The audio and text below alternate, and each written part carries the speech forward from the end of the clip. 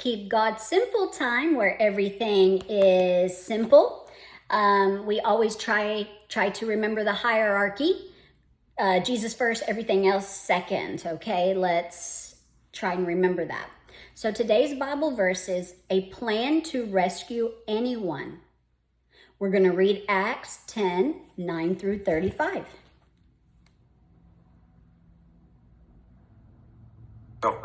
Now on the next day, as they were on their journey and got close to the city, Peter went up on the housetop to pray at about noon. He became hungry and desired to eat, but while they were preparing, he fell into a trance. He saw heaven opened and a certain container descending to him like a great sheet let down by four corners on the earth, in which were all kinds of four-footed animals of the earth, wild animals, reptiles, and birds of the sky. A voice came to him, "Rise, Peter, kill and eat." But Peter said, "Not so, Lord, for I have never eaten anything that is common or unclean." A voice came to him again the second time, "What God has cleansed you must not call unclean." This was done 3 times, and immediately the vessel was received up into heaven. Now while Peter was very perplexed in himself what the vision which he had seen might mean, behold, the men who were sent by Cornelius, having made inquiry for Simon's house, stood before the gate and called and asked whether Simon, who was surnamed Peter, was lodging there.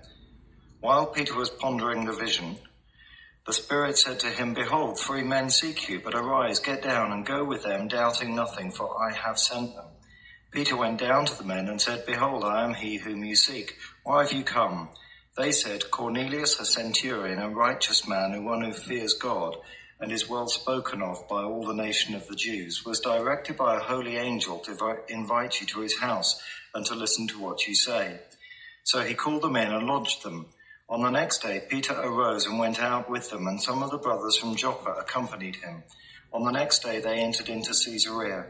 Cornelius was waiting for them, having called together his relatives and his near friends. When it happened that Peter entered, Cornelius met him, fell down at his feet, and worshipped him. But Peter raised him up, saying, "Stand up, I myself am also a man." As he talked with him, he went in and found many gathered together.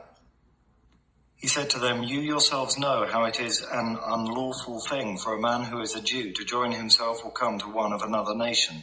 But God has shown me that I shouldn't call any man unholy or unclean. Therefore also I came without complaint when I was sent for. I asked therefore, why did you send for me?" Cornelius said, 4 days ago I was fasting until this hour, and at the 9th hour I prayed in my house, and behold, a man stood before me in bright clothing, and said, "Cornelius, your prayer is heard, and your gifts to the needy are remembered in the sight of God. Send therefore to Joppa and summon Simon, who is surnamed Peter.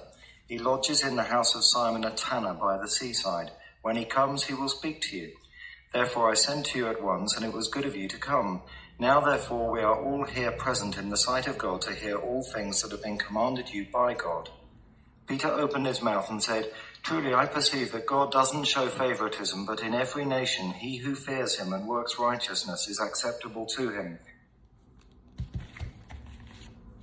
Okay, today's key verse. Peter said to them, "You know that we Jews are not allowed to have anything to do with other people, but God has shown me that he doesn't think anyone is unclean or unfit." Think of some questions again. What does this passage suggest about a relationship with God? Why was it hard for Peter to accept this truth from God? It was a dream or maybe a vision that Peter struggled to understand. God showed him all kinds of animals and asked him to find something to eat. Peter had followed a strict Jewish diet and couldn't find anything that would have been on his regular menu. Peter turned God down. God made the offer 3 times. 3 times. Sometimes we need a little help to understand what God is saying.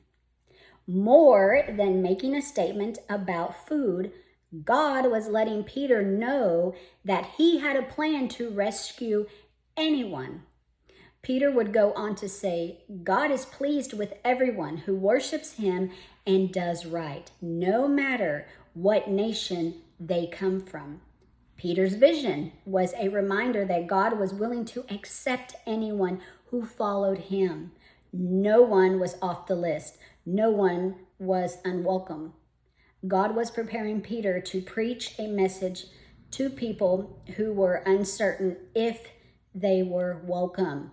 Remember the key word, those that follow God. Okay? Make sure you're one of those. Let's go into prayer. Peter seemed to need a lot of reminders of your love. So do I. When you have a message to share, you've always worked to ensure that people can understand it. That's why you've given us the Bible, Lord.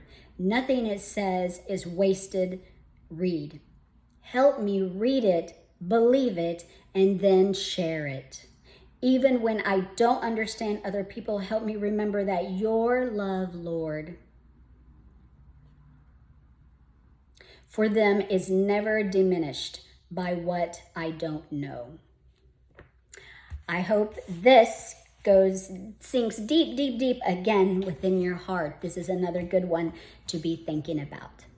Hope y'all have a blessed day.